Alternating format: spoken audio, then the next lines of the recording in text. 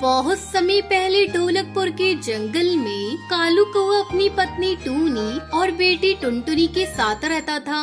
कालू कौआ ठेले पर प्याज पराठा बेचा करता था। गर्मा गर्म प्याज पराठे वाला, आओ आओ, गर्मा गर्म प्याज पराठा ले लो। ए कालू भैया, मुझे एक प्लेट प्याज पराठा देना। कालू भैया, मैं कब से खड़ी हूँ, पहले मुझे प्याज पराठा देना। तब तक आप लोग कमेंट में बताएं 11 into 11 कितने होते हैं। हाँ बहन, अभी दे रहा हूँ आपको प्याज पराठा। पहले मैं आपको ही दूंगा, फिर बाद में किसी और को। इस तरह कालू की आवाज सुनकर बच्चे उसके प्याज पराठा खाने को दौड़े चले आते। कुछ ही घंटों में कालू के सारे प्याज पराठा बिक जाया करते थे। कालू की बेटी टुनटुनी की स्कूल की छुट्टी होती तो वो अपने पिता के काम में हाथ बटाया करती थी। एक दिन टुनटुनी अपने घर पर थी, तभी एक पक्षी आता है और कहता है, टुनटुनी बिटिया, अरे ओ टुनटुनी बिटिया, तेरी माँ कहाँ है? तू जल्दी अपनी माँ के साथ अस्पताल पहुँच। तेरे पापा के शरीर पर उबलता हुआ तेल गिर गया है, वो बुरी तरह से जल गए हैं। मैंने उन्हें अस्पताल में भर्ती कर दिया है। तभी टुनटुनी की माँ टूनी चिड़िया वहाँ आती है। क्या हुआ टुनटुनी बिटिया, कौन आया था? माँ जल्दी चलो, पापा बुरी तरह से जल गए हैं, उन्हें अस्पताल ले जाया गया है। दोनों माँ बेटी जल्दी जल्दी अस्पताल पहुँचती है। डॉक्टर साहब, मेरे पति कैसे हैं? उन्हें जल्दी से ठीक कर दीजिए, हमारा उनके सिवा कोई नहीं। डॉक्टर अंकल, मेरे गुल्लक के सारे पैसे ले लो आप, लेकिन मेरे पापा को ठीक कर दो। धीरे धीरे घर की हालत बिगड़ते गई। घर के सारे पैसे कालू के इलाज में खत्म हो गए। कई दिनों बाद कालू को होश आता है। पता नहीं कैसे गर्मा गर्म तेल मेरे बदन पे गिर गया। ज्यादा मत बोलो जी, डॉक्टर ने आपको ज्यादा बोलने से मना किया है। मुझे मत रोको टूनी, मुझे बोलने दो। अब घर का खर्च कैसे चलेगा? मेरी दवा का खर्च कहाँ से लाओगी? टुनटुनी अपने पिता को इस तरह परेशान देखकर वो कहती है, पिताजी आप बिल्कुल चिंता मत करो, मैं हूँ ना, मुझे प्याज पराठा अच्छी तरह से बनाना आता है। आप बस आराम करो, मैं और मम्मी मिलकर सारा काम संभाल लेंगे। अगले दिन से टुनटुनी चिड़िया अपनी माँ के साथ मिलकर प्याज पराठा बेचने लगी। एक दिन उसकी दुकान पर एक पक्षी आता है। आइए आइए साहब, आपके लिए प्याज पराठा लगाऊं? मेरा बनाया प्याज पराठा बहुत ही स्वादिष्ट होता है, एक बार आप खाकर तो देखिए। अरे भाई, कुछ दिनों पहले यहाँ कालू कौआ अपने प्याज पराठा बेचा करता था, क्या ये उसी की दुकान है? हाँ अंकल, ये उन्हीं की दुकान है, मैं उनकी बेटी हूँ। मेरे पापा भी बहुत बीमार हैं, अस्पताल में भर्ती है, इसलिए मैं और मेरी माँ अपनी दुकान संभाल रही है। आप बैठिए, मैं आपके लिए गर्मा गर्म प्याज पराठा लेकर आती हूँ। हाँ, ये ठीक रहेगा। पहले तुम अपना प्याज पराठा मुझे टेस्ट कराओ। अगर मुझे तुम्हारे बनाए हुए प्याज पराठा पसंद आए, पास में ही मेरा होटल है, मैं तुम्हें रोज के 500 रुपए दूंगा प्याज पराठा बनाने के लिए। टुनटुनी सेठ को अपना बनाया प्याज पराठा खिलाती है। अरे वाह, तुम्हारे बनाए हुए प्याज पराठे का स्वाद तो गजब का है, ये बहुत ही स्वादिष्ट है। मैंने तो ऐसा प्याज पराठा आज तक कभी नहीं खाया। कल से तुम प्याज पराठा बनाकर मेरे होटल में पहुंचा दिया करना, सारा सामान मैं दूंगा। इसके लिए मैं तुम्हें हर रोज 500 रुपए दूंगा। शुक्रिया अंकल, हम आपका ये एहसान कभी नहीं चुका पाएंगे। आप नहीं जानते आपने हमारी कितनी बड़ी परेशानी को दूर कर दिया है। इस तरह टुनटुनी को उस बड़े से होटल में प्याज पराठा बनाने का काम मिल जाता है। धीरे धीरे कालू का घाव भर जाता है और वो ठीक हो जाता है। इस तरह टुनटुनी चिड़िया अपने पिता के साथ मिलकर प्याज पराठा बेचने लगी और खुशी खुशी रहने लगी।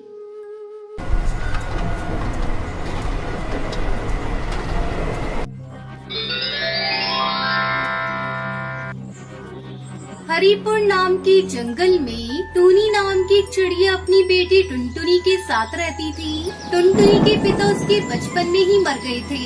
तब से उसकी माँ ही हर तरह से टुनटुनी की परवरिश करती थी। अपनी बेटी को किसी चीज की कोई कमी नहीं होनी चाहिए, ये सोचकर माँ टूनी बहुत मेहनत करती थी। और टुनटुनी अभी छोटी थी, इसलिए वो उसे भी अपने साथ लेकर जाती थी।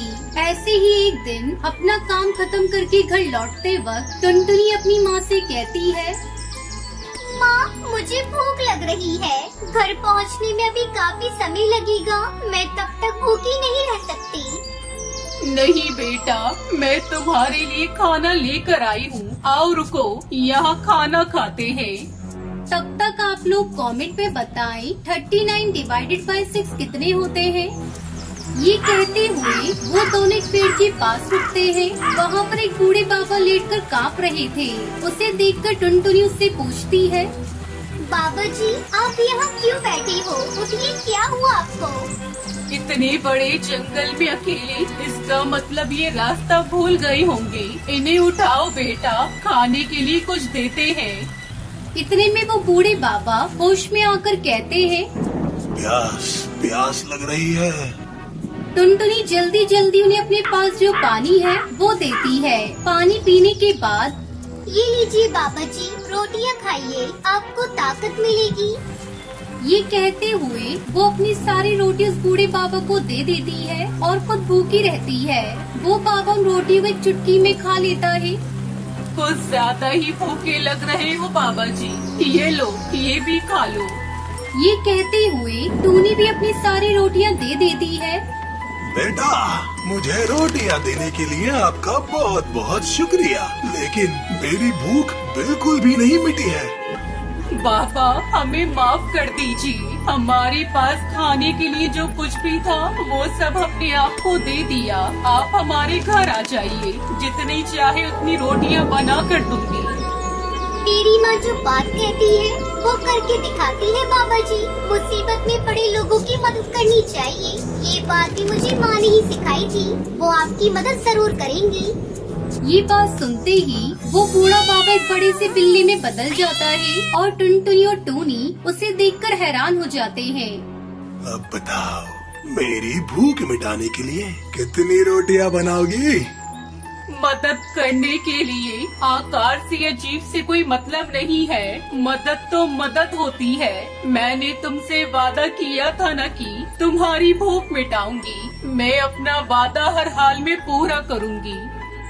ये कहते टूनी अपने घर जाकर एक टोकरी भर की रोटियां बनाकर लाती है, लेकिन वो बिल्ला उन सारी रोटियों को एक ही बार में खत्म कर देता है।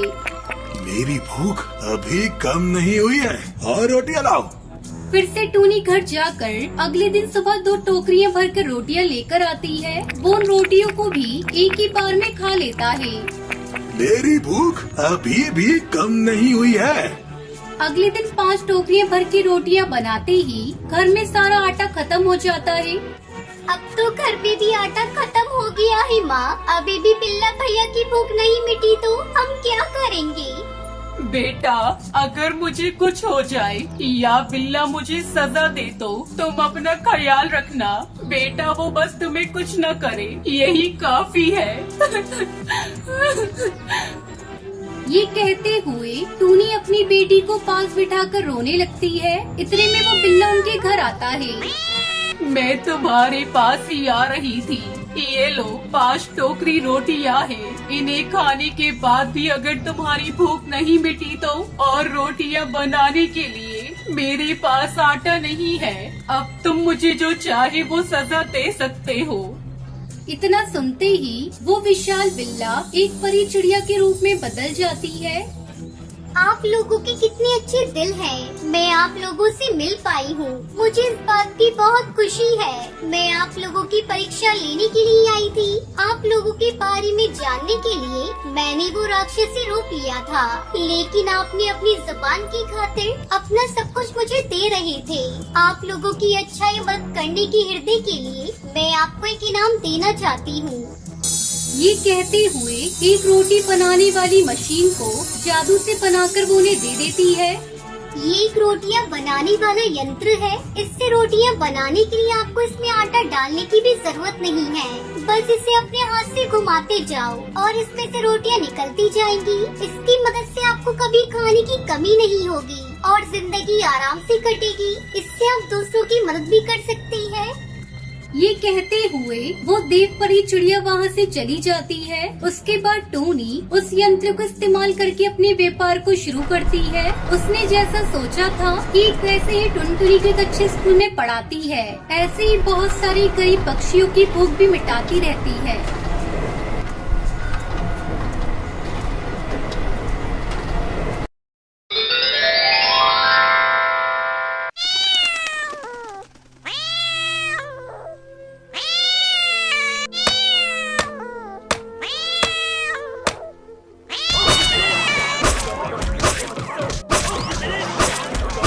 चमनपुर गांव में एक छोटा सा जंगल था। उस जंगल में टुनटुनी चिड़िया अपनी सास सुंदरी कौवी के साथ रहती थी। उसका पति एक दिन जंगल में लकड़ियां लेने गया था, तभी एक बिल्ली ने उसे अपना शिकार बना लिया।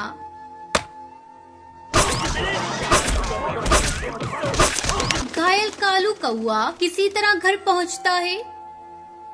माँ, टुनटुनी, कहाँ हो? जल्दी बाहर आओ।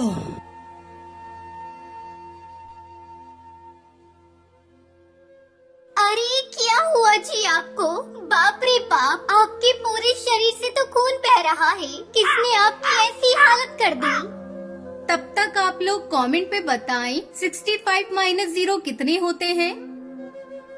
एक बिल्ली। टुनटुनी, अब मैं नहीं बचूंगा। तुम घर का और माँ का ख्याल रखना। सुनहरी, मेरी बच्ची, मेरे पास आ। मैं तुझे आखिरी बार प्यार करना चाहता हूँ। टुनटुनी, मेरी बच्ची को खूब पढ़ाना। इतना कहते कहते कालू कौआ अपने प्राण त्याग देता है। ये सब क्या हो गया जी? अब मैं आपके बगैर कैसे जीऊंगी? पापा, पापा उठो ना पापा, मुझसे बात करो ना। क्या हुआ आपको? सुनहरी, मेरी बच्ची, अब तेरे पापा कभी नहीं उठेंगे। वो हमें छोड़कर चले गए। टुनटुनी दहाड़े मारकर रोई जा रही थी, तभी गुस्से में सुंदरी कौवी वहाँ आती है। अरे करमजली, मेरे बेटे को खा गई और अब रोने का नाटक कर रही है। तू मेरे बेटे को खा गई है। तू मनूस है, मनूस। जिस दिन तूने इस घर में कदम रखा, अपने ससुर को खा गई और अब मेरे बेटे को। तू डायन है, डायन। निकल जा मेरे घर से। अरे समधन जी, ये बेचारी कहाँ जाएगी? इसने अपने पति को खो दिया और आप इसे घर से निकाल रही हैं। मैं भी आपके आगे हाथ जोड़ रही हूँ। अब मेरा बेटा नहीं रहा, मैं आपके आगे हाथ जोड़ती हूँ। ले जाइए इसे और इसकी बेटी को, नहीं तो ये डायन एक दिन मुझे भी खा जाएगी। मेरा बेटा मर गया, अब इसका इस घर से कोई नाता नहीं। अभी 2 दिन पहले ही टुनटुनी की माँ उससे मिलने के लिए उसके पास आई थी। चल बेटी चल, वो घर भी तो तेरा अपना ही है। जहाँ तेरी इज्जत नहीं, वहाँ रहने से क्या फायदा। टुनटुनी अपनी बेटी को लेकर अपनी माँ के साथ अपने पिता के घर चली आती है। कुछ दिन बीत जाते हैं। एक दिन टुनटुनी की सहेली बुलबुल उससे मिलने आती है। अरे टुनटुनी, तूने अपनी कैसी हालत बना रखी है? किसी के चले जाने से जिंदगी खत्म नहीं होती। तुझे जीना होगा अपनी बेटी के लिए। मेरी एक बात मान, तुझे पानी पूरी बहुत अच्छी बनाने आती है। तो ऐसा कर, अपनी पानी पूरी को नया रूप दे दे और बेचना शुरू कर। तेरा मन भी लगा रहेगा, फिर 4 पैसे भी घर में आएंगे, जिससे तू अपनी बेटी को किसी अच्छे स्कूल में पढ़ा सकती है।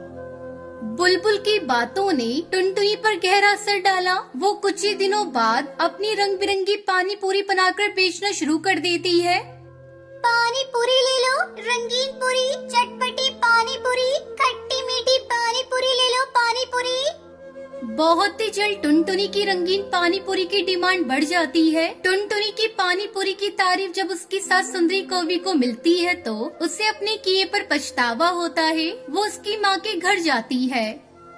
अरे बहू, मुझे माफ कर दे। मुझे अपनी बेटी की मौत का बहुत बड़ा सदमा लगा था, इसलिए मैंने तुझे मनूस समझा। मुझे अब अपनी गलती का एहसास हो गया है। तू चल मेरी पोती को लेकर, अब से हम सब साथ में रहेंगे।